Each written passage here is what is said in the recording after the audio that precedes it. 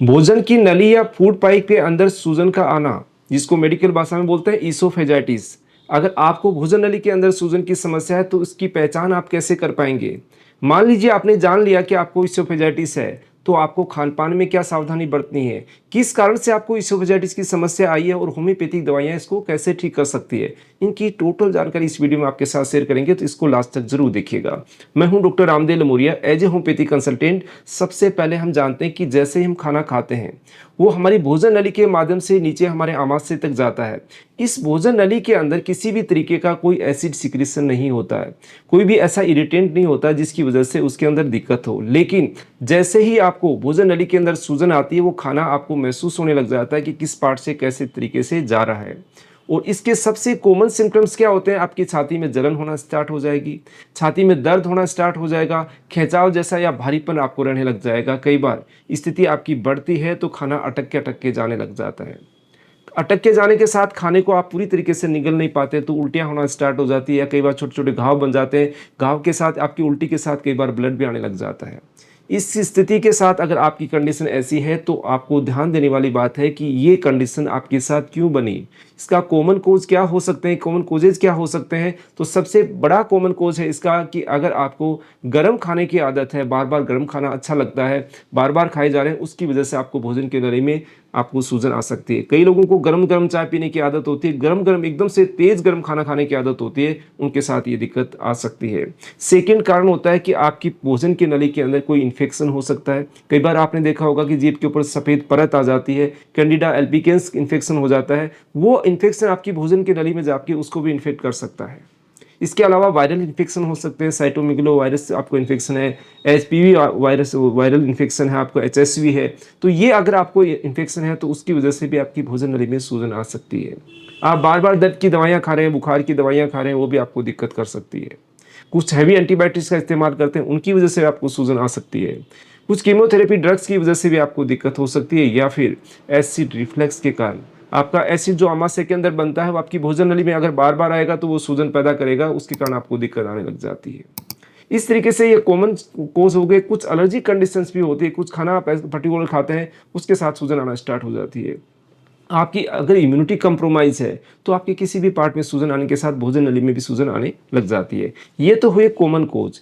मान लीजिए आपने इस चीज़ को डायग्नोज़ कर लिया या डायग्नोज़ नहीं भी किया, आपको बार-बार सीने के अंदर जलन, दर्द की समस्या रह रही है, खाना निगलने में दिक्कत आ रही है, तेज़ दर्द के साथ चुभन जैसा लग रहा है, तो आप खान-पान के अंदर सबसे पहले बदलाव करें। आपको क्या नहीं खाना है, ये ध्यान रखें।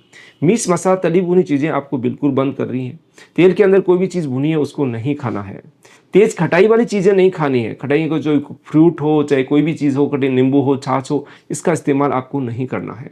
कोई भी बाहर का आइटम नहीं लेना जो पैकिंग के अंदर आता हो, पैक फूड होता हो, उसके अंदर प्रिजर्वेटिव होते हैं, वो आपको नुकसान कर सकते हैं, उनको नहीं खाना है। आपको इसके अलावा गैस बनाने वाली चीज़ें हैं, जो ज़्यादा गैस बनाती है, जैसे आपने मैदा है, बेसन है, ये कई बार गैस ज़्यादा बनाते हैं, तो उनको अवॉइड करना है। इसके अलावा जंक फूड का इस्तेमाल नहीं करना है, और आप जैसे चॉकलेट है, पुदीना है, इसका भी आपको यूज़ नहीं करना है।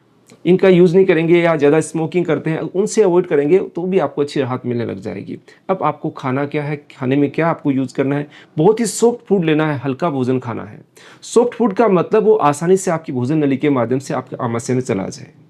आप अगर खटाई खाना चाहते हैं तो दही या छाछ जो ताज़ा बना हुआ है, एकदम से उसके अंदर ज़्यादा खटाई नहीं आई हो, उसका आप इस्तेमाल कर सकते हैं। इसके अलावा आप कुछ ऐसे जो मीठे फ्रूट्स होते हैं उनको यूज़ कर सकते हैं। दूध का आप इस्तेमाल कर सकते हैं, वो आपके लिए हेल्पफुल हो सकता है। अनाज आप खा सकते हैं, चोकर युक्त अनाज आप खा सकते हैं, वो भी आपके लिए अच्छे हेल्पफुल रहते हैं। इस तरीके से उबला हुआ खाना आप खाएँगे तो भी आपको अच्छी हेल्प मिलेगी। साबुत अनाज खा सकते हैं। साबुत अनाज को आप भिगो के खा सकते हैं, या उसके कोई भी किसी फॉर्म के अंदर उसको यूज़ कर सकते हैं।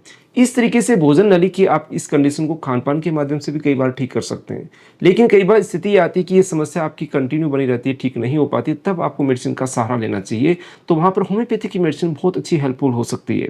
कि आपको किसी भी कारणवश आपको अगर भोजन की नली में सूजन आई है, तो सबसे पहले है कि आपको बार-बार एसिड ऊपर आ रहा है, उसकी वजह से सूजन आ रही है, तो रोबिनिया एक ऐसी दवा है जो आपकी एसिड रिफ्लक्स को भी ठीक करेगी। आपके मुँह में खट्टा बार-बार पानी आ रहा है, छाती में जलन की समस्या हो रही है, तो रोबिनिया बहुत ही इंस्टेंटली वर्क भी करती है और अच्छा अच्छा काम भी करती है। इसकी 30 पावर को आप यूज़ कर सकते हैं। सेकेंड इंपॉर्टेंट मेडिसिन है आइरिस versicolor, जिसके अंदर आपको जो डकारें आती है वो खट्टी डकारें आती है और कई बार उल्टी होती है, वो भी बिल्कुल खट्टी उल्टी होती है। उसके अंदर आपकी आइरिस versicolor बहुत अच्छी हेल्पफुल है। इसकी 30 पावर को आप यूज़ कर सकते हैं। थर्ड नंबर की मेडिसिन है आर्सेनिक एल्बम, जिसके अंदर बार बार छाती में जलन की समस्या, आपको बेचैनी या घबराहट जैसी होने लग जाती है, वहाँ पर आप आर्सेनिक एल्बम का यूज़ कर सकते हैं। इसके अंदर मरीज को क्या है कि बार बार प्यास लगती है, थोड़ा थोड़ा पानी पीने की कोशिश करता है, ऐसा लगता है मुंह या गला सूख रहा है, उसको वापस वेट करने के लिए, नम करने के लिए पानी पीता रहता है। ऐसी कंडीशन के अंदर आर्सेनिक एल्बम बहुत अच्छी दवा है। एक मेडिसिन और डिस्कस करूंगा, वो है फॉस्फोरस। जहाँ पर आपको छाती में जलन की समस्या है, छाती में दर्द की समस्या है, लेकिन अगर आपको ठंडा पानी पीते ही आराम मिलना स्टार्ट हो जाता है, तो वहाँ पर फॉस्फोरस बहुत अच्छी दवा है। इसके अलावा इसोफेजाइटिस या छाती में जलन या दर्द की समस्या के लिए बहुत सारी दवाइयाँ होती है, जो अकॉर्डिंग टू सिम्टम्स आपको और क्या क्या समस्या है, किस चीज़ के अंदर साथ में आपको दिक्कत हो रही है, क्या कारण है, उनको ध्यान में रखते दवाएं दी जाती है। तो ये वीडियो अगर आपको अच्छा लगा हो तो लाइक ज़रूर कीजिएगा। मिलते हैं नई जानकारी वीडियो के साथ। धन्यवाद फ्रेंड्स।